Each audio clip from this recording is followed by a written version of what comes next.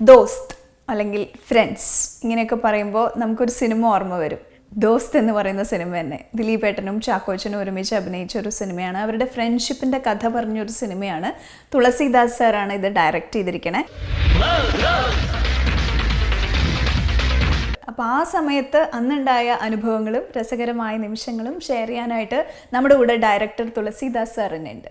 Udayakrishnan, സിബി.കെ. Thomas അവരോട് ഞാൻ പറഞ്ഞ ഒരു കാര്യം എന്ന് പറഞ്ഞാൽ, നമുക്ക് ദിലീപിനെയും കുഞ്ചാക്കോ ബോബനെ കിട്ടിയാൽ നമുക്ക് നന്നായിരിക്കും. കുഞ്ചാക്കോ ബോബനെ ആ സോഫ്റ്റ് ക്യാരക്ടറും മറ്റത് ദിലീപിനെയും കൊണ്ട് ചെയ്യിച്ചാൽ ദിലീപിനൊരു ചേഞ്ച് ഉണ്ടാവും, ചേഞ്ച് ആയിരിക്കും നമ്മൾ ചെയ്യുന്നത് എന്ന് പറയും. പക്ഷേ നിർമ്മാതാവിന് അത് ഒരിക്കലും താല്പര്യമില്ലായിരുന്നു. കാരണം എന്ന് പറഞ്ഞാൽ ഹ്യൂമർ ചെയ്യുന്ന ഒരാൾ ഇത്രയും സീരിയസ് ആയ ഒരു കഥാപാത്രം ചെയ്യണോ വേണോ എന്നൊക്കെ ഒരു ചിന്ത എന്നോട് പറഞ്ഞു. പക്ഷേ ഞങ്ങളുടെ ഇഷ്ടത്തിന്, എൻ്റെ ഇഷ്ടത്തിന് തീർച്ചയായും ആ പ്രൊഡ്യൂസർ ഒരുപാട് എതിര് പറഞ്ഞില്ല. അപ്പോൾ സത്യം പറഞ്ഞാൽ ദിലീപിനും കൂടുതൽ ഇഷ്ടം ഈ കഥാപാത്രമായിരുന്നു. കാരണം ഒരു ചേഞ്ച് ദിലീപും ആഗ്രഹിച്ചിരുന്നതാണ്.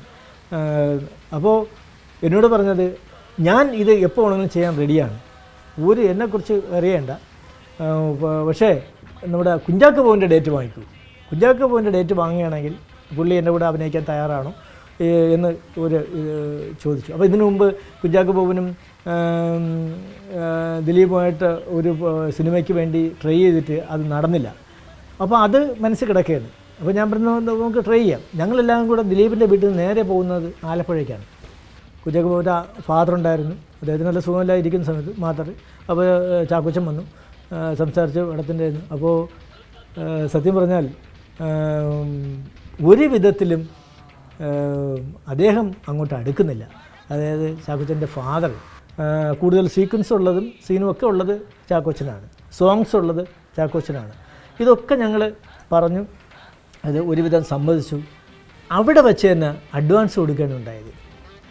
അഡ്വാൻസ് പിടിപ്പിച്ചു. അത് കഴിഞ്ഞ ശേഷം പുറത്തിറങ്ങി ദിലീപിൻ്റെ വീട്ടിലേക്ക് വിളിച്ചു. ദിലീപിനോട് കാര്യങ്ങൾ പറഞ്ഞു. ദിലീപ് സന്തോഷമായി.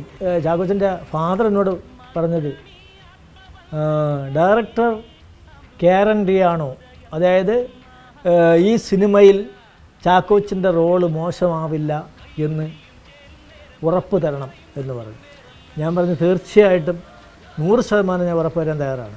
കാരണം ഇതിൽ ആര് ചെറുത് ആര് വലുത് എന്നുള്ള അല്ല ഈ സിനിമയുടെ. ഒരു നല്ല സുഹൃത്ത് ബന്ധത്തിൻ്റെ കഥ പറയുന്ന, എന്നാൽ ഒരു നല്ല ലവ് സ്റ്റോറി പറയുന്ന ഒരു സിനിമയാണ്. വളരെ മനോഹരമായ പാട്ടായിരുന്നു. ദോസ്തിലെ പാട്ടെന്ന് പറയുന്നത് ഇപ്പോഴും ജനങ്ങൾ അത്രമാത്രം ഉൾക്കൊള്ളുന്ന പാട്ടാണ്. വളരെ മനോഹരമായ സോങ്സുകളുണ്ടായിരുന്നു.